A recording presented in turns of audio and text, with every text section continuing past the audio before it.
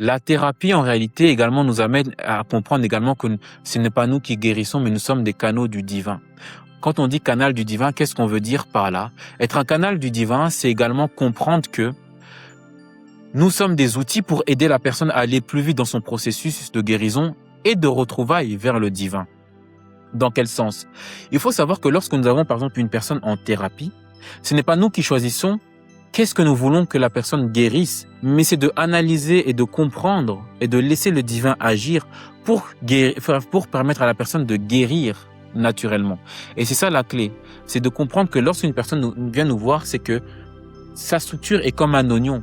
C'est que par exemple, une personne a un trauma vis-à-vis d'une blessure de trahison.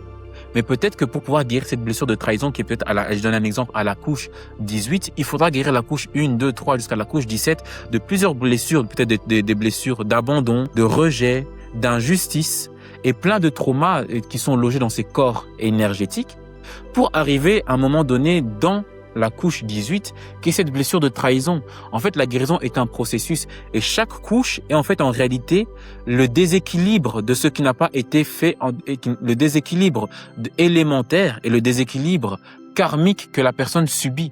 Et lorsqu'on enlève une couche, en fait, on est en train de rétablir l'équilibre des 4 éléments en elle pour faire apparaître le 5e élément. C'est lorsque vous guérissez une personne, vous êtes en train d'amener l'éther en gros, le 5e élément à la transmutation vers la personne. Donc, ne choisissez jamais ce que la personne doit guérir, mais laissez le divin opérer et agir à travers vous pour enlever la couche qui doit être résolue. Et après, faites un bilan, comme je le fais également dans ma thérapie, un bilan de ce qui a été traité dans la couche égotique de la personne.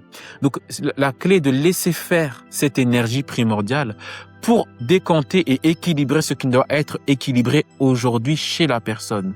Laissez le divin opérer et agir et la lumière se verra et s'ouvrira d'elle-même. Et c'est là que vous aurez des transformations puissantes et amener à faire à votre patient ou patiente à switcher de réalité pour ceux qui sont dans le cadre de la thérapie.